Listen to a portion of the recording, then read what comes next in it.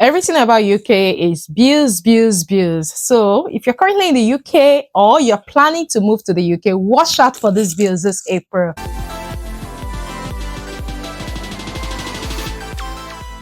Hey guys, welcome back to my channel. My name is Fajira.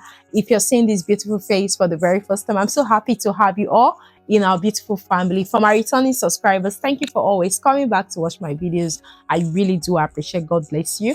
And if you're new to this channel, I create content on UK immigration updates, live in the UK, jobs with visa sponsorship in the UK, scholarships in the UK, everything that has to do with the UK. So if you're someone who is interested in such content, please do hit on that subscribe button, turn on the notification bell. So each time I upload a new video, you're going to be the very first person to see that video. And also do like and share this video. So let's quickly dive right into today's video. When I first moved to the UK, I really did not know about these bills.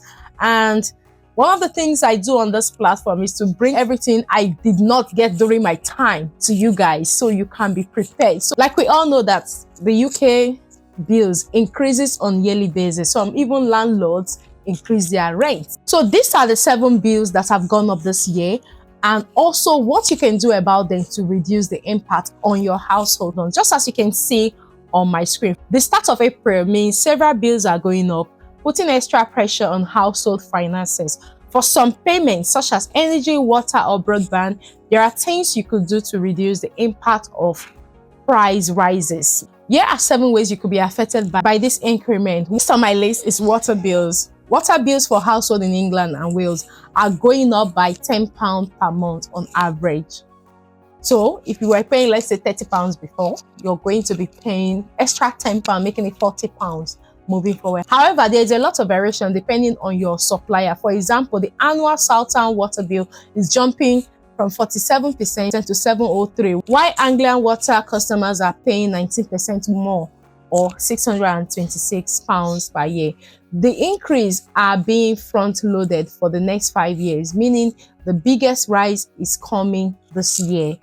How much your bill will rise depends on a range of factors, including whether households have a meter and how much water they use. Water companies in England and Wales have said the increases are needed to invest in critical infrastructure, including sewage, and to build more reservoirs. In Scotland, water bills are rising by almost 10%, Scottish Water said. The next on my list is energy bill. The annual energy bill for households using a typical amount of gas and electricity is going up by £111 a year to £1,849 from this April. The cap is set every 3 months and limits the amount suppliers can charge for each unit of gas and electricity, but not the total bill. If you use more, you can pay more. So now you can also get in touch. For energy bills, some people usually prefer to do top up.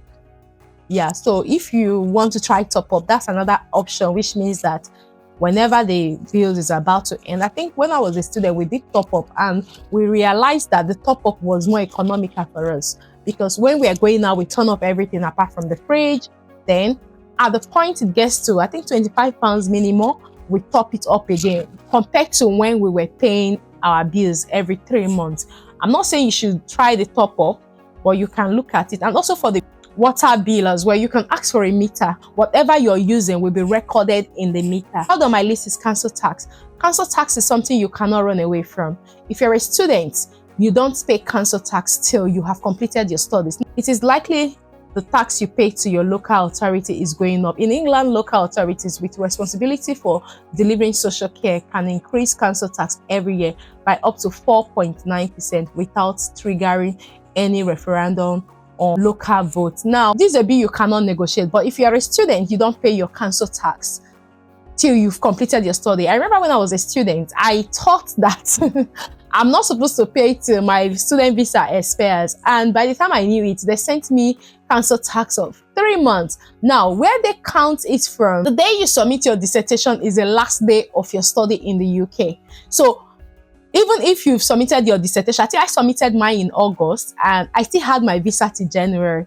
Because I had submitted my dissertation in August, I am responsible for paying my council tax. I remember going to the council office in 2012 and I told them that, oh, I've just completed my studies. I'm not working. I'm not. They said I'm over 18. And secondly, I have completed my study in August. I was meant to start looking for a job. I knew how bad I felt because when the council tax came as a then, it was over £300. Over £300, and I had to pay, because the thing is, if you don't pay your council tax, you will be in problem. Now, another thing you have to know, if you have come with your dependents, let's say you're a student, your dependents will have to pay for their council tax. They will get 25% discount because you're still studying. But once the students have completed their study, then you have to inform the council that the other person have completed their study and you guys will have to start paying full rate. If you carry on to get your single person discount when the person who is a student have completed their study, then you may end up running into trouble. Make sure you let the council know.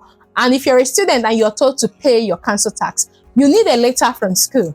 Yeah, a letter will come in your name to say you're eligible to pay for this council tax. Even those who are in student accommodation, they also receive such letter. All you need to do is to get a letter from school to send to the council to let them know when you're finishing. And once you graduate, then you pay. But remember, it's not your graduation ceremony. It is when you submit your dissertation. That is the last day of your studies. So don't get it wrong like I did about 13 years ago. The next bill that is going up is stamp duty. House buyers in England and Northern Ireland will start paying stamp duty on properties over £125,000 instead of over £250,000. First-time buyers currently had paid no stamp duty on homes up to £425,000, but this is dropping to £300,000. So for first-time buyers, if they are buying a house that is more than £300,000, they will have to pay for stamp duty. So like they said that in the past, if they are buying a house that is up to £425,000, they do not have to pay stamp duty. But moving forward, they have to pay. A host of home buyers have been trying to beat the deadline to avoid paying the higher rate. Let's go to the next one, the broadband, phone and TV license. So rule changes introduced by the telecoms regulator earlier in 2005 mean that mobile and broadband providers must now tell customers in pounds and pence about any price rises as well as when they occur. The new rules typically only apply to new customers, so any price rise will depend on when you took your contract out, but prices often increase at this time of the year. For instance, under the new rule, someone with a mobile SIM only contract with EE will see their bill go up by £1.50 a month or £18 a year. You can as well call the broadband providers to see if you can get any discounts. This is something I had done in the past and it actually did work for me. Before your contract comes to an end, always find out if there are some discounts. I did that a few years ago and I realized that what I was paying before my contract came to an end, now the new rate I got was far below that. So it could work for you if you call, but don't just accept it if you know that it's going to be too much on your household finances. Make sure you get in touch with them, call them and see if there is any promo going on. If there is a promo going on, then it's going to work out for you good. The sixth one on my list is car tax. The standard rate of tax for cars registered after April 2017 is rising from £5 to £195 a year. According to the RAC, you may pay less or more if your car was first used before 2017. The exact amount you have to pay will be dependent on the year your car was registered and the type of fuel it uses. So just get that in mind. So the next on my list, which is the last on my list for today, is hidden tax rises. The government has kept in place the freeze on tax thresholds on income tax and national insurance until 2028. A policy brought in by the previous government. According to the government's financial watchdog, the frozen thresholds mean that by 2028-2029, nearly 4 million additional people will be expected to pay income tax, and 3 million more will move to the higher rate. So this is what we should be looking at. For those who may be wondering what the income tax is and the changes, the amount of national insurance NI paid by employer goes up on the 6th of April.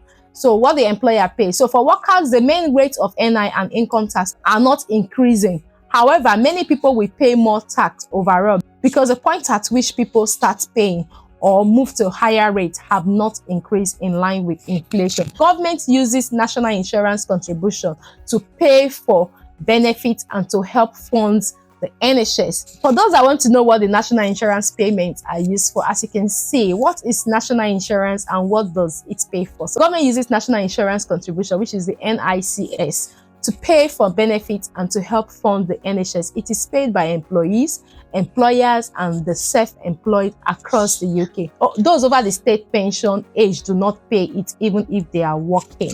So that's what your national insurance is used for. So, and like I said, you can get in touch with the providers and see what you can do about them. To be honest, sometimes when you call, like I said, you may call and get a positive feedback, and sometimes you may not get a positive feedback, but try your best to see how you can be on top of it without having to owe any of them, because sometimes when you owe, it creates a bad credit record for you, especially if you want to buy a house. They always check your credit record, so try to make sure that you keep it clean, simple, and straightforward without any complications. So guys, this brings us to the end of today's video, and I hope you find this video helpful. And if you do find it helpful, please do like and share, and do subscribe and join our beautiful family. Until I see you in my next video, guys, do take care and have a lovely day. Thank you very much for watching. Bye bye for now.